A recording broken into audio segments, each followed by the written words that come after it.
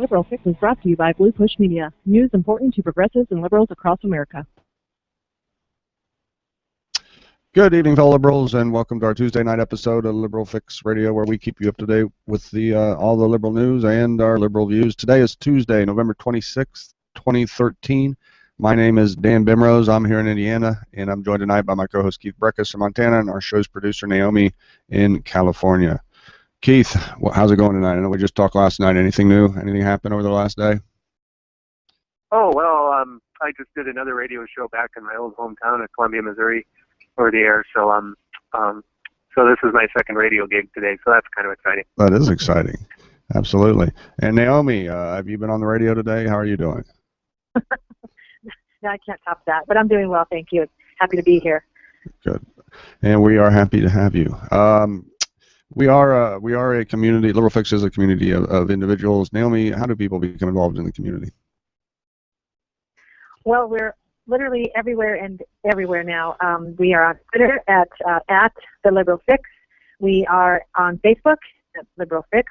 We have a Facebook page. We have our website. It's liberalfix.com. We are on the Blog Talk Radio at blogtalk.com/liberal-fix.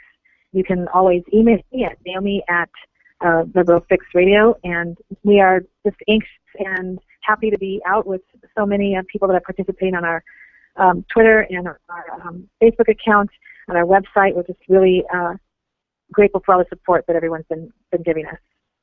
Absolutely. Thanks. Thanks everybody for listening. If you're a first-time listener, you've been listening for a while, make sure you tell your friends about us, share our links so that we can keep it growing.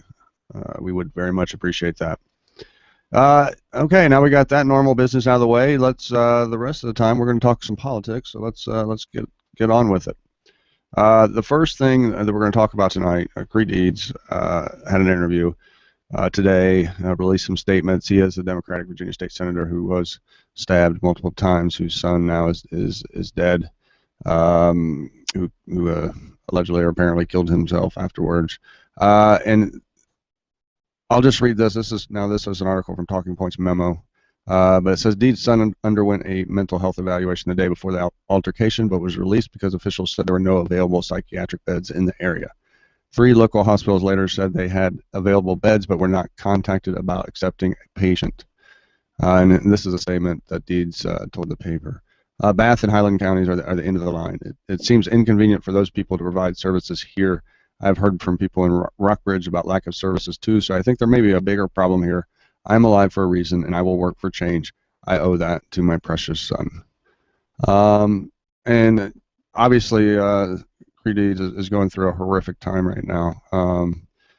Who can somehow relate? Not very many people, but once again, this just underscores the lack of mental health care, the lack of access to mental health care that people have around the country. I think it's almost just about everywhere. But this represents a real problem, wouldn't you say, Keith?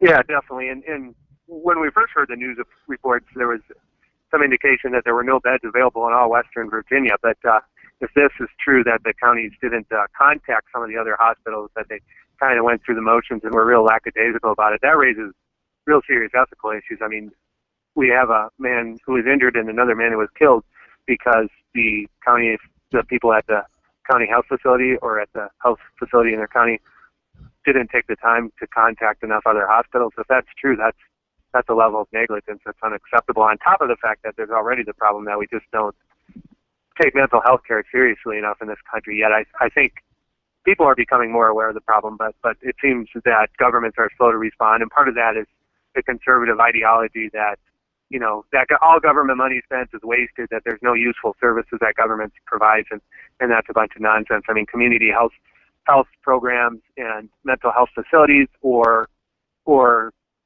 healthcare laws that allow people to access private facilities but give them the resources to do so is very important. And we have to stop having this everybody's on their own philosophy when we have a mental health crisis in this country, along with other economic problems and other things that we're also dealing with. But mental health, I mean, it's really important that we take care of people when there's a problem and that we're able to provide them with the beds and medication or or therapy or care that they need, because the problem isn't going to go away by ignoring it. And so this is a really tragic outcome, and hopefully it looks like Creigh Deeds is going to be an activist for mental health care, and at least that's a good thing. I mean, at least maybe he's going to take something from this situation and try to make sure that it doesn't happen to somebody else. And so I applaud his effort. I mean, I think it's too early to tell what's going to come of this and exactly what happened to begin with, but certainly he seems to be interested in trying to make sure that he prevents other people from having to go through what he just experienced. Right. Yes, and somebody definitely did drop the ball here. Mental health issues are a problem, and life is not easy. And one of the things we don't often teach our children, whether in school or even at home, is how to deal with life. It's pretty stressful, and a lot of people need help, and a lot of people should have access to that help and are not getting it right now. And if there was better access, maybe some of these violent crimes that we see would not happen. Either way, it's the right thing to do if people are struggling. All right, our second piece. Yeah, go ahead. Oh, sorry. I was just going to add real quick that there definitely is a correlation between mental health and some of the high-profile mass shootings that we've had, and definitely there are gaps in the system, and it's that these conversations should not be allowed to die. They definitely have to be brought up again and again to address how people with mental health problems are getting access to guns. Well, they're getting access just like everyone else. You can go online, you can walk into a gun show, and you don't have to have any clearance at all. You can just go in, and if you have cash and buy your gun, you're on your way. That definitely has to be addressed, not just the mental health money that's not getting funneled to the direct, the proper services, the proper channels, but also, closing those loopholes and getting the background checks passed. So it is very sad, and as a parent, you can't imagine your own child wounding you and then taking his own life. It's just such a double tragedy all the way around, and prayers to the family, and hope that this is a catalyst to getting the conversation on background checks started up again. Absolutely, yes. We definitely, the family of Creigh Deeds, we are definitely thinking of them. Like I said, not many people know how to relate to an experience like what their family has gone through. So, yes, our prayers and thoughts are with them. But we do have to get on with the rest of the news. The second bit of news we're going to talk about is what's been going on in Wisconsin. We've heard a lot from Scott Walker over the last couple of years. We've heard a lot about Scott Walker over the last couple of years. I'm personally ready to stop hearing about Scott Walker, and I hope Wisconsin voters will eventually allow that to happen. But the Wisconsin Democrats, they released a statement today. The statement was written by Saul Newton. It's from the Democratic Party of Wisconsin. And Scott, he's been busy lately promoting himself around the country. And the people in the state are starting to notice that he's not spending as much time there as he should. This is from that article. Figures from the U.S. Bureau of Labor Statistics quarterly census of employment and wages show that Wisconsin added 23,968 private sector jobs from June 2012 to June 2013. That's 37% lower than the same period 1 year earlier and 40% lower than 2 years before. Moreover, Wisconsin actually lost jobs in the crucial manufacturing sector. Unfortunately, this is what we have come to expect in Wisconsin. Month after month, we watch the rest of the country surpass us in economic growth and job creation. Wisconsin families face dire economic situations in their livelihoods and communities, while Scott Walker builds his national profile. After the worst economic downturn since the Great Depression, other states like neighboring Minnesota are getting back on track and are clearly on a road to recovery. Meanwhile, Wisconsin is left behind, and we are left to wonder why Scott Walker is racking up the frequent flyer miles rather than working for our middle-class families. So there you have it. That's what's going on in Wisconsin. That's what Republican agenda will get you. That's the type of economic job growth you can expect. Medium income numbers. I'd love to see. They didn't quote some numbers there, but usually, if you live in a red state or a state that takes a red state agenda, you're going to end up with lower median incomes. You're going to end up with a lot of people seeking help from the federal government. And I don't know, Keith, what do you think? Do you think the voters can see this yet? Or do they just see... Well, I hope so, because the scariest thing to me is I think Scott Walker's the GOP's stealth candidate for president in 2016. And I think, if voters don't defeat him for governor, he's going to have a lot of strength going into that election, because Rand Paul and Ted Cruz are going to flame out as extremists, and Chris Christie's too middle of the road to survive a Republican primary. But Scott Walker has staunchly conservative credentials. He's a Tea Party person without apparently appearing to be a Tea Party or to independents, because he does pretty well in elections in a swing state like Wisconsin. So I hope the voters wake up, because what's happening in Wisconsin, if they don't, could happen to the whole country. And you look at his agenda, I mean, he eliminated equal pay protection for women. He's enacted the largest funding cuts in the state's history for public education. He resisted the Medicaid expansion, so that denies around 100,000 Wisconsin residents access to affordable and life-saving health care that they could have. And, of course, he's the Koch brothers' favorite sock puppet. I mean, he's cut taxes for the wealthy and for the large corporations there, while working-class families are struggling. And all you have to do is compare across the Mississippi River on the other side in Minnesota, where Democratic Governor Mark Dayton and the Democratic legislature. Minnesota is back in business and doing pretty well, but Wisconsin is a mess. I mean, they busted the unions, and they're not creating jobs. They've actually lost manufacturing jobs since Walker became governor, and so his program is a mess, but it's exactly what the Koch brothers want, and it's exactly what the Republicans want, and if we don't stop them, we may get a taste of it everywhere. Yeah, you bust up union jobs and you lose manufacturing jobs. I don't know how they explain that, how they can possibly explain that. These type of results. These results are not something that you can argue about. It is what it is. This is what voting for Scott Walker and a Republican agenda has gotten you. Why can't we see that? Why would you want to continue that? But anybody with a Republican governor that gets reelected in the future, or that has been reelected in the past, I mean, you got nobody to blame but yourself, because you see these same results in red states everywhere, and they're perfect little microcosms of what a Republican conservative agenda will do for our country, I think. So hopefully our voters, somehow we can figure out the messaging enough to make people understand, hey, these policies, they basically suck. They suck for us. I'm sorry. I mean, that's as bad as, that's pretty simple and blunt, but they do not work for the majority of people. All right, our third point of the day, Obamacare is starting to look a little better. I got this off of Steve Bannon from the Rachel Maddow show, but this is actually Ezra Klein saying this. He says, there are increasing reports that Healthcare.gov is working better, perhaps much better, for consumers than it was a few short weeks ago. Consumer advocates say it is becoming easier for people to sign up for coverage. The truth is, the system is getting stronger as it recovers from its disastrous launch. Right, Sam Baker in the National Journal, applying was no problem at all with no delays, says Paul Krugman. Reports from inside the healthcare bureaucracy are also turning towards optimism.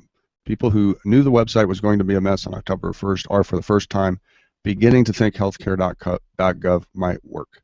Data backs them up. By mid-November, the pace of enrollment in the federal exchanges had doubled from it was in October. Now, we did a show last week where we talked about the state-run exchanges were performing much better than the Healthcare.gov site. Now we're getting reports that the Healthcare.gov site is starting to work and see results. And to me, that's very, very exciting. And I hope Democrats hold on. I hope they stay united on this and keep it going, because it's starting to work. What do you think, Keith? You think we've turned the corner? We're going to start hearing a little bit less about this?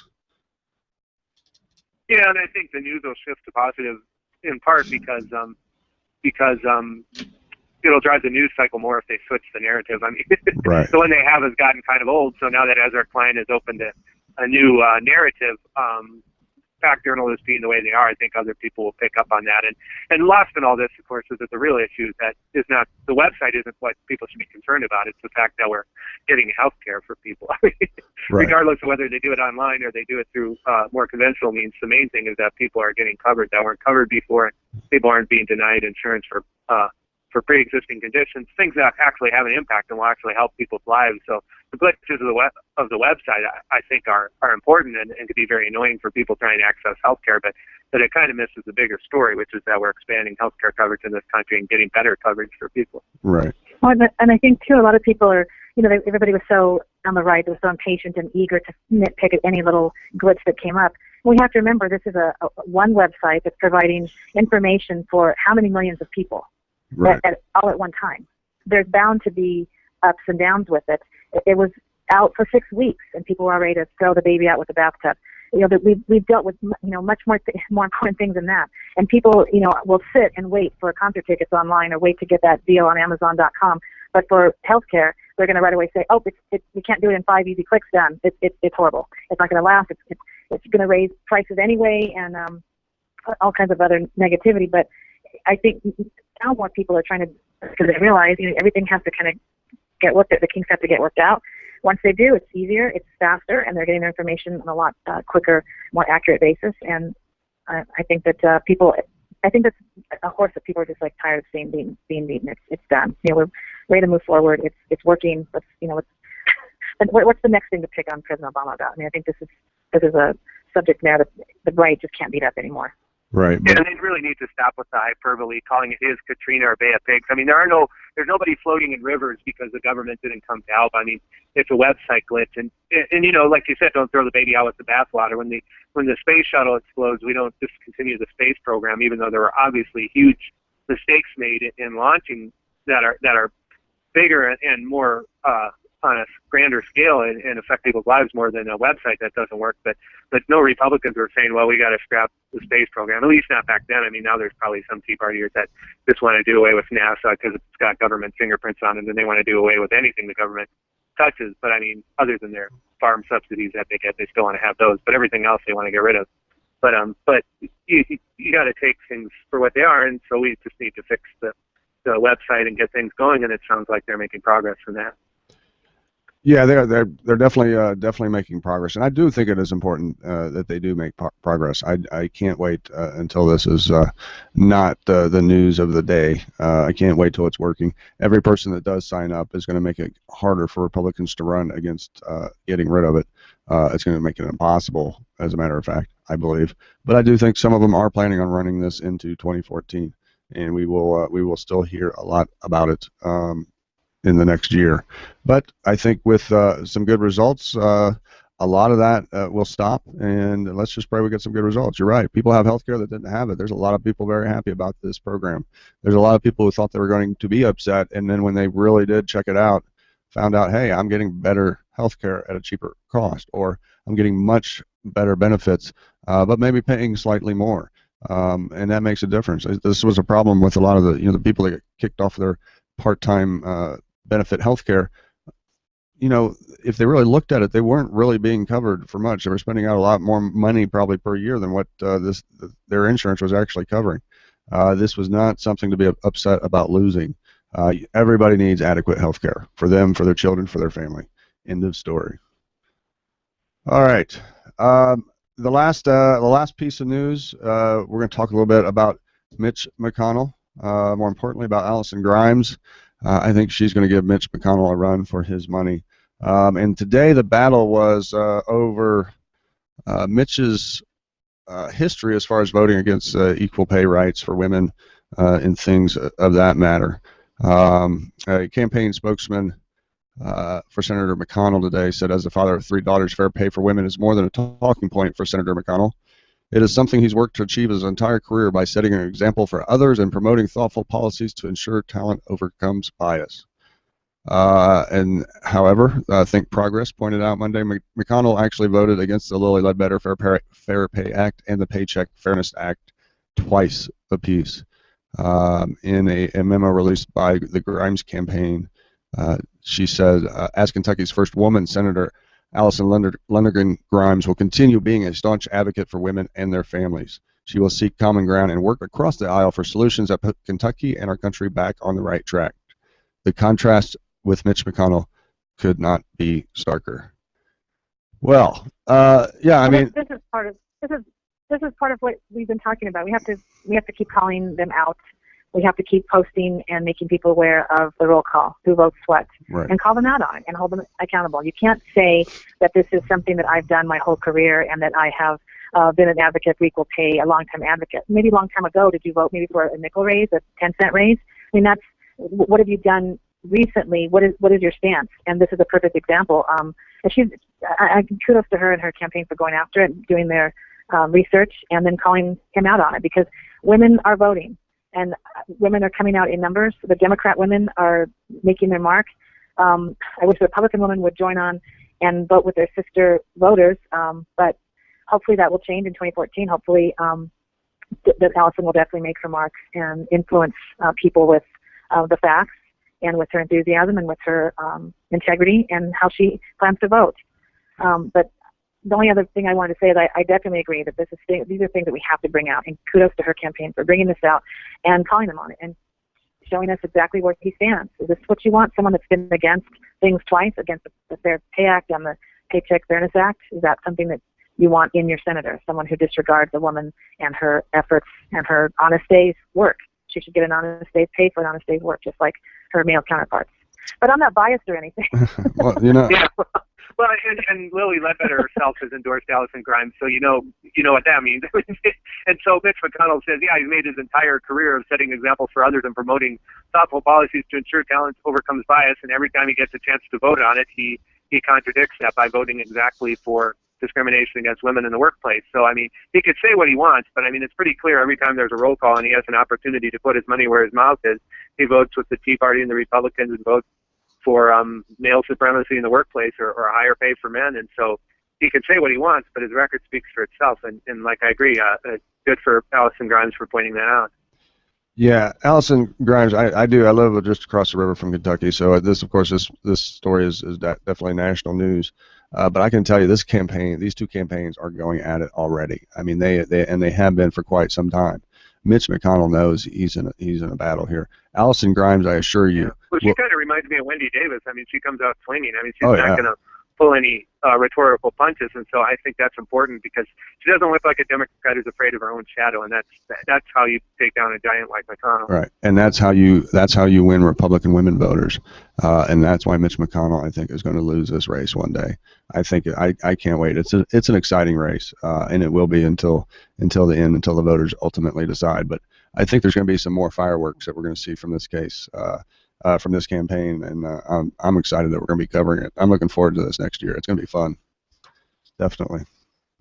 All right, we do have to wrap up the show. It's been a quick 30 minutes. Naomi, real quick, who do we have coming up this Friday or in the future? Well, this Friday we have the press secretary for Progressive Change Campaign Committee, also known as boldprogressives.org. That's Mr. Matt Wall. We'll have a conversation with him that we will air. That's a real exciting interview, and how he's going to share with us what the progressives are doing and what they're trying to do to win the House and which progressives to look out for. Right. So it'll be a really interesting conversation. Absolutely. And one I can't wait to have, and one I'm sure our listeners can't wait to hear. But that brings us to the end of the show tonight. We will return Friday with that interview at 10 p.m. Eastern. So until then, thanks again for listening. This has been Dan Bimrose, Keith Brekhus, and Naomi Minogue for Liberal Fix Radio. Be safe, be kind, and remember, we have just 344 more days until Election Day, November 2014. Have a good rest of the week, everybody.